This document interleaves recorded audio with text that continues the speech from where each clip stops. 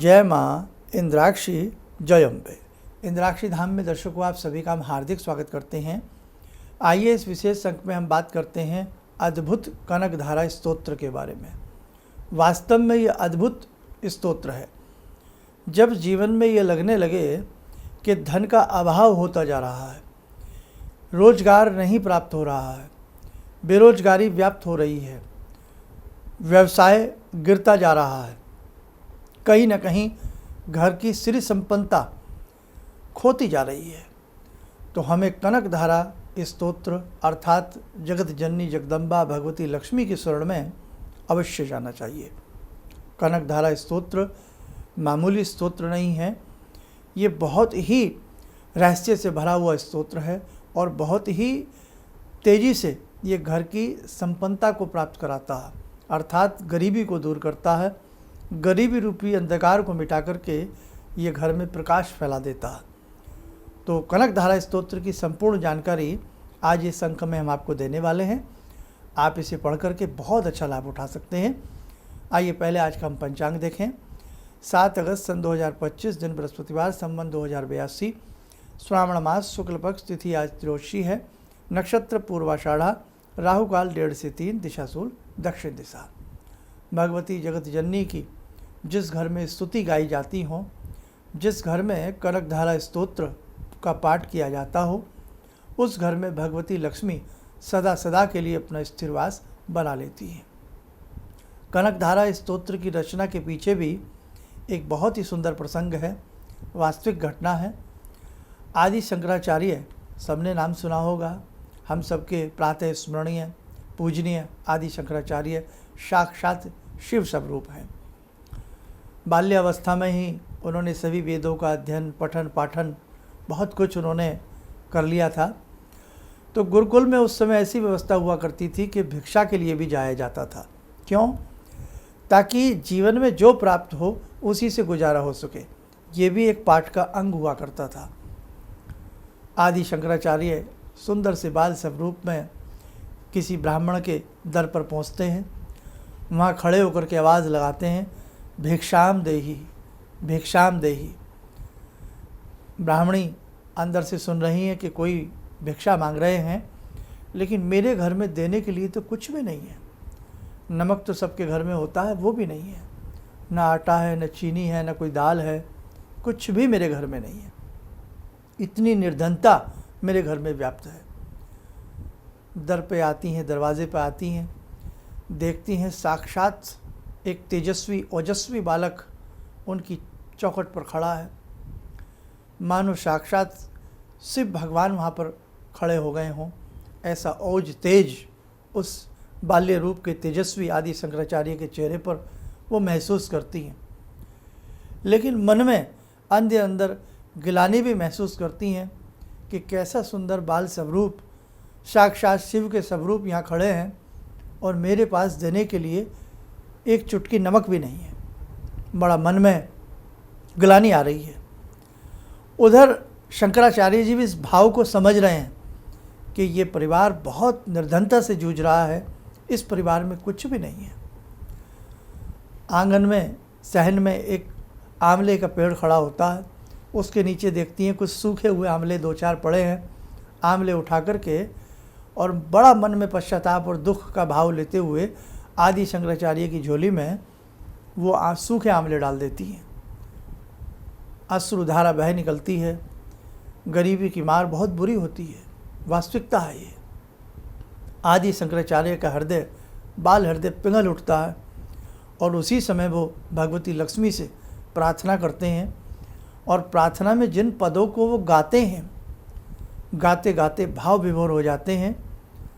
और वो जो पद वो गा रहे हैं, उन्हीं पदों के रूप में कनकधारा स्तोत्र की रचना होती है।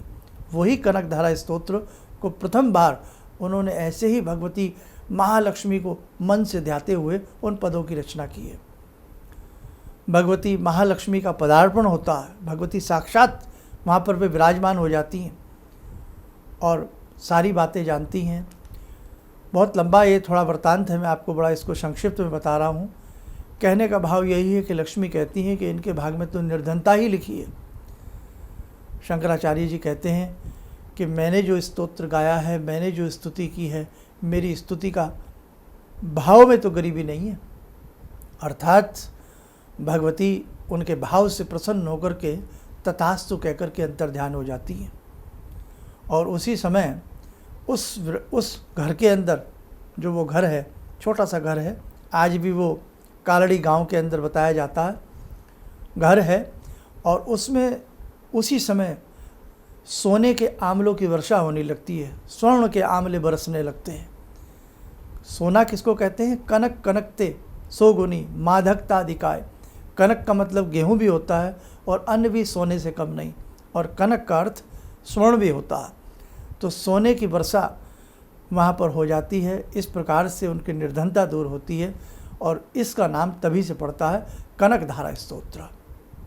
और एक चीज़ और बताएं, हमें तो सौभाग्य प्राप्त नहीं हुआ, मन है कभी ज़रूर उस स्थान के जाकर के चरण छुएं कि जिस शिला पर भगवती लक्ष्मी विराजमान हुई थी आकर के, वो शिला आज भी वहाँ पर प्रतिष्ठित है।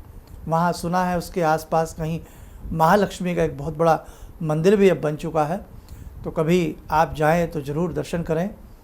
खैर, तो कहने का भाव, ऐसा स्तोत्र जिसको एक बालमन ने, एक योगीराज ने, एक महातपस्वी ने, साक्षात भगवान शिव ने जिसकी रचना करी हो, वो स्तोत्र यदि आप अपने घर में पढ़ते हैं तो बहुत ही आपको लाभ मिलेगा।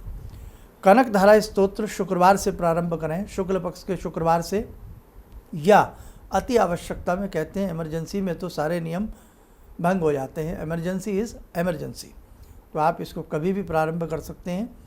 भाव सुंदर हो तो मुहूर्त अपना मायने नहीं रखते हैं, भाव ही अच्छे ना हो तो कितने ही मुहूर्त निकाल लीजिएगा, कोई फ़ायदा नहीं है ना। तो आपने क्या करना है, भगवती लक्ष्मी स्थिर लक्ष्मी हो, बैठी हुई लक्ष्मी हो, दीपावली का पूजन हो, कोई भी पूजन हो, घर में महालक्ष्मी का पूजन हो, स्थिर लक्ष्मी का पूजन किया करें। जो भी स्वरूप घर में लाएं वो बैठा हुआ स्वरूप हो भगवती का। तो बैठे हुए स्वरूप आपके सामने हैं, उनको तिलक लगा में धूप दीप आदि अर्पण करके आप कनकधारा स्तोत्र पढ़ें। और इसमें 21 पद के आसपास हैं, 21 मंत्रों के आसपास हैं, भाव से पढ़ें। और एक चीज़ मैं आपसे और कहूँ, बहुत साधक ऐसे हैं जो संस्कृत में नहीं पढ़ पाएंगे, वो भले ही इसको हिंदी में पढ़ें, इसका हिंदी में अर्थानुवाद कर करके आप पढ़ें तो भी आपको लाभ मिलेगा। वो माँ हैं, वो समस्त भाषाओं की जननी हैं, वो समस्त भाषाओं के साथ साथ साधक के भाव को पढ़ लेती हैं। इसलिए बेटे, भाव से पढ़ना। और अब तो बहुत बड़ी बात नहीं है, अब तो इंटरनेट पर सारी चीज़ें हैं, आप संस्कृत में भी उसको सुन करके अभ्यास कर सकते हैं, और उसके साथ साथ फिर उसकी हिंदी क्या है, उसकी व्याख्या क्या हो रही है, वो भी आप पढ़ें उसे। तो कनकधारा स्तोत्र प्रतिदिन एक पाठ इसका किया जाए, और यदि आप इसके प्रतिदिन 11 पाठ करते हैं अति उत्तम है। और धीरे धीरे साधक का ओज तेज बढ़ने लगता है, साधक के घर में स्थिरता आने लगती है, धन के जो रास्ते हैं वो खुलने लगते हैं, धन के मार्ग प्रशस्त होते हैं। जगत जननी जगदम्बा की कृपा, भगवती महालक्ष्मी की कृपा, क्योंकि 3 स्वरूपों में आपने देखा हो, वैष्णो देवी में भी ये विराजती हैं, महासरस्वती, महालक्ष्मी और महाकाली। इसीलिए नवारण मंत्र ऐं ह्रीं क्लीं चामुंडाई विच्चे अपने आप में ये भी अभूतपूर्व कार्य करता। तो नवारण मंत्र की मालाएं हों, कम से कम 5 माला, 3 माला, उसी के साथ साथ कनकधारा स्तोत्र का पाठ हम करें, सोने पे सुहागा होता है। तो इसको मन से करें, प्रेम से करें।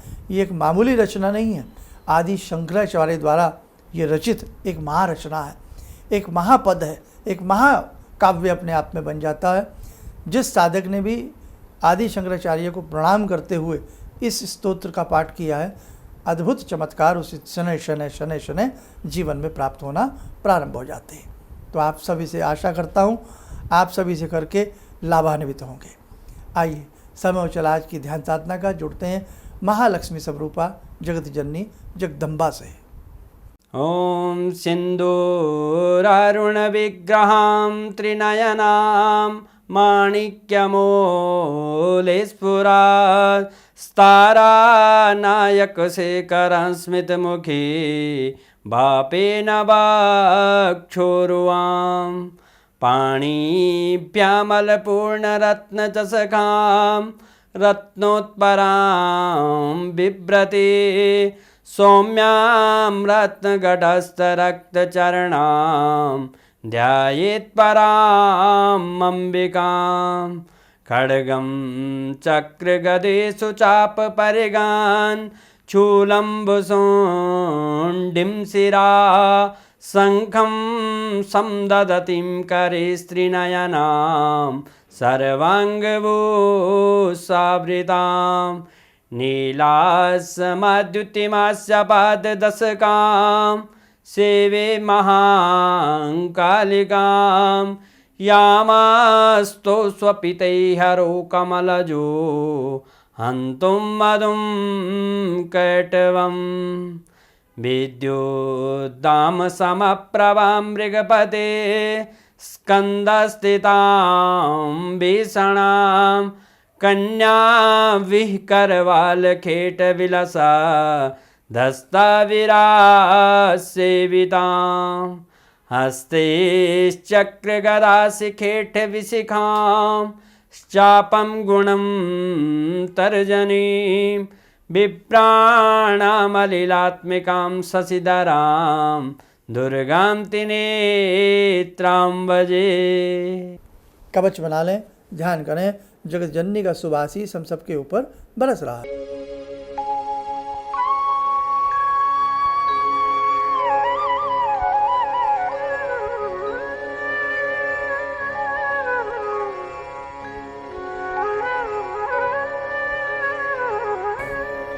ओम बोलते हुए नेत्र खोलें, सामान्य हो जाए। देखो साधकों, बड़े बड़े अद्भुत स्तोत्र, कवच, मंत्र हमारे साहित्य में, हमारे शास्त्रों में, आगम निगम शास्त्रों में अनेकों अनेकों दुर्लभ ऐसी रचनाएं हैं, आज जिन्हें हम भूलते जा रहे हैं। इसलिए ध्यान रखना, कोई साथ दे न दे, भगवान साथ देते हैं। आपकी उपासना, आपकी साधना आपका साथ देती है, बस उसे भाव से करिए। चलिए, आप सब लोग स्वस्थ रहें, सुखी रहें। इन्हीं शुभकामनाओं के साथ हम अपनी वाणी को विराम देते हैं। जय जय अम्बे। मुझे ये अंदर से विश्वास हो रहा था कि जो चीज़ 2-3 मैं ढूंढ रही हूँ, क्योंकि थोड़ी बहुत मैं भी भगवान में आस्था रखती हूँ, तो मैं ये सोची थी कि मुझे वो चीज़ें मिल जाएंगी। और रियली मुझे आज यहाँ बैठ के ऐसा लगा, जो आपने 2-3 चीज़ें करने के लिए बताई हैं, कि शायद मेरी समस्याओं का हल शुरू हो गया आज से।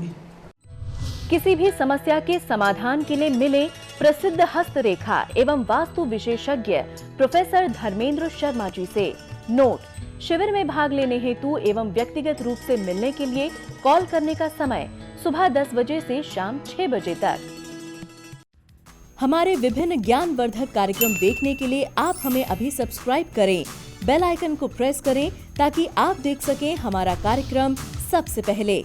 और अधिक जानकारी के लिए फेसबुक पेज को लाइक करना न भूलें।